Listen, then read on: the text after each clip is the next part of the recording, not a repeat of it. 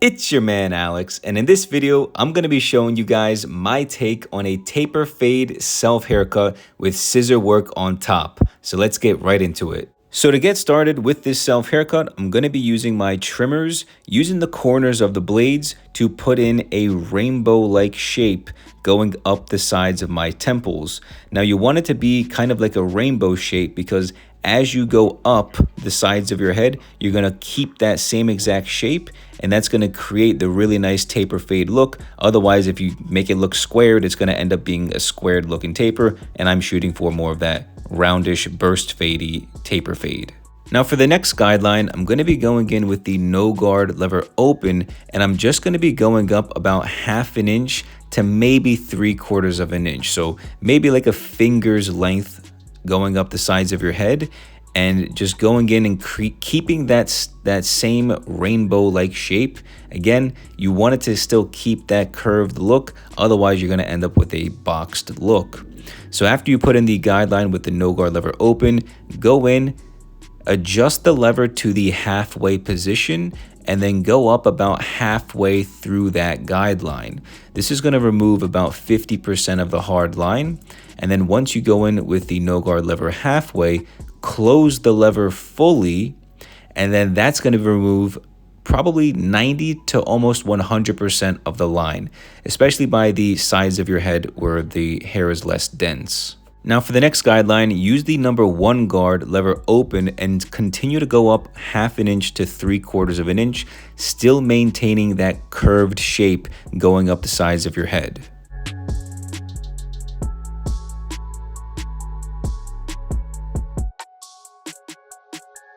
Now to remove the hard line, we're going to go in with the 1/2 guard lever closed. Now, if you need to, you can use the lever open first, but I find that on the sides of your head where the hair is less dense, it's easier to blend in hard lines. So that's why I jump and skip that step and go straight to the 1/2 guard lever closed, because it just makes it a little bit easier and it reduces the amount of steps cutting my hair. Now using the 1.5 guard lever closed, I'm just going in to blend in the faded portion that I just did into the existing length on the sides of my head. So the hair length on the sides of my head is probably right around the number 2 guard. So it's really easy to blend it in using the 1.5 guard lever closed. So I'm just going in again to blend everything in from the faded portion by my temple into that longer length on the upper portion of my hair. So now I'm going in with the thinning shear over comb technique. I'm going to be continuing that blending process, blending in that faded portion into the existing length on the sides and top portion of my head. So the thinning shears are really amazing because they allow you to cut like 20%, 25% of the hair versus regular hair cutting scissors. So it's such an amazing tool to blend hair because you know that you have that safety of not cutting too much hair off at the same time. So now that we've finished with the sides of our head, we're going to be moving to the back of our head. Now the process is exactly the same on the sides as it is on the back.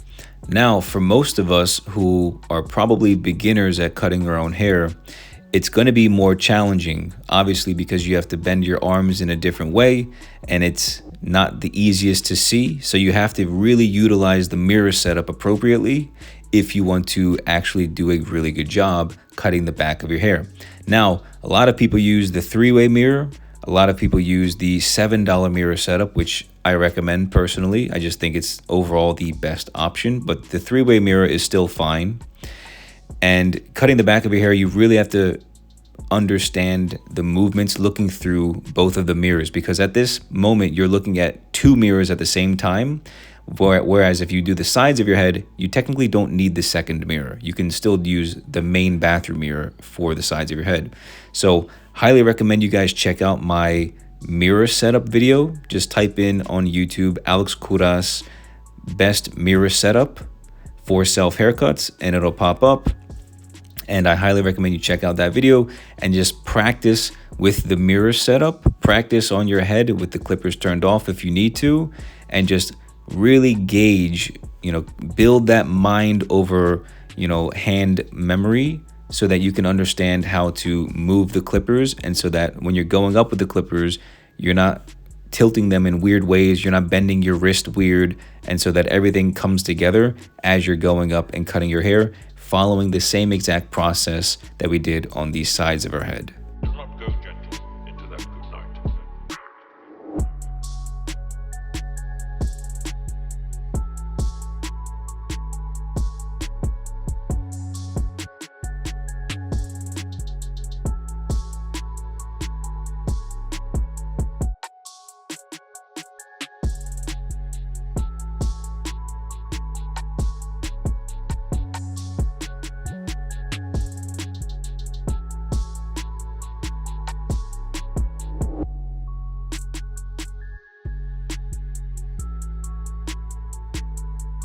So now that the taper fade is pretty much complete, we're going to go in now with our trimmers, preferably trimmers with a T-blade, which makes it a lot easier when we're giving ourselves a lineup, and use the corners of the T-blade trimmer to go around the natural contour of our hairline. So use the corners, go around your ear, bring it around the back, stamp in very straight lines going around the back. Now for the bottom of the back of your head, I usually don't do a straight line going across, especially for taper fades. I just leave it alone. I just put in the vertical lines going down my neck and just leave it as is. So as soon as you do that, then that's like putting the icing on top of the cake, and it really does make the taper fade come together and look so much better. I also wanted to answer a question that I've been getting a lot recently, which is, Alex, why don't you upgrade your clippers and trimmers and use more barber status expensive tools for your self haircuts? Why do you use such cheap tools?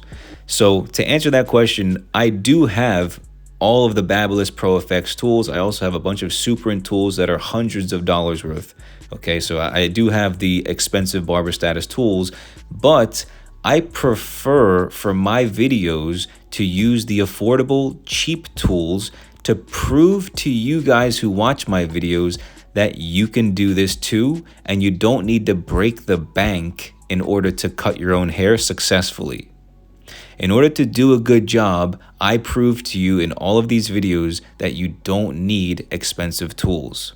So that's the main reason why I'm trying to break false beliefs, limiting beliefs that people have, because many people think that you need really good expensive tools to do a good job. And I want to make sure with my videos that I'm a man of my word and I practice what I preach, and I use affordable tools in my videos to showcase to you guys that it's possible for you to learn this skill set and actually save thousands of dollars every single year for the rest of your life, the same way that I have over the past 16 years, and the same way that hundreds of thousands of others have also learned from my videos as well. Now, going back to the self haircut, I'm going in with the scissors to clean up the forehead lineup. Now, I prefer using my scissors because it's a much more safer option. Obviously, I can use the trimmers, but I just prefer having that extra, shield of safety, just using the scissors, because it's a lot easier to use and it's a little bit more accurate when cutting the forehead, right? I don't want to narrow my hair by accident. So I just use the scissors for my forehead, and then I use the trimmers to go around my temple to do the C cup and do the vertical bars as well.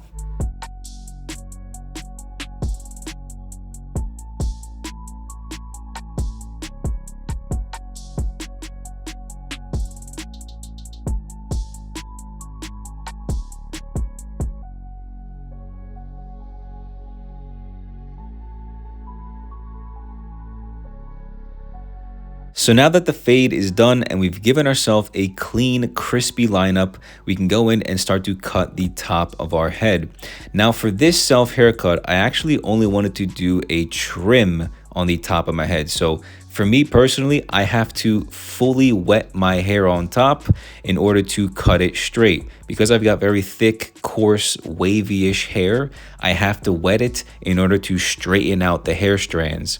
So if you've got hair like me, or even if you have like really curly hair, you have to wet your hair first before you cut it.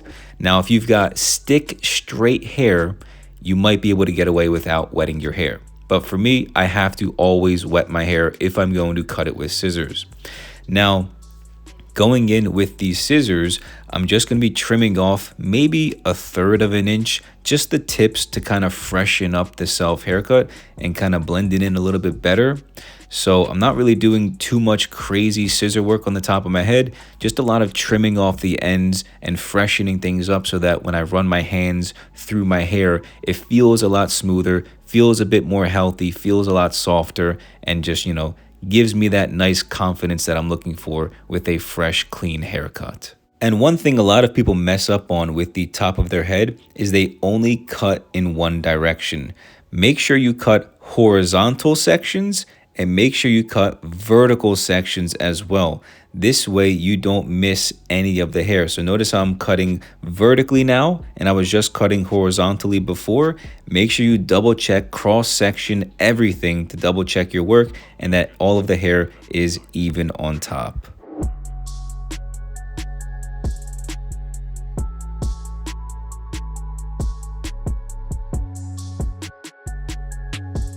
Now to style my hair, I'm using my mystery clay, an all-natural hair clay I've been making from scratch in my kitchen with just 7 ingredients. For over 10 years, I've been putting products in my hair with harsh, lab-made chemicals I can't even pronounce. Most are filled with petroleum, engine lube, carcinogenic dyes, hormone-disrupting fragrances, and drying alcohols. My goal is to create a hair-healthy, high-hold, matte finish product, and I'm excited knowing a clean, high-quality option for hairstyling is on the way. This is my take on a taper fade self haircut with some scissor work on top. Let me know in the comments below how you think the haircut turned out and what other hairstyles you'd like me to try out next. But make sure you leave a like, subscribe to my channel, and check out this video if you want to take your self haircuts to the next level.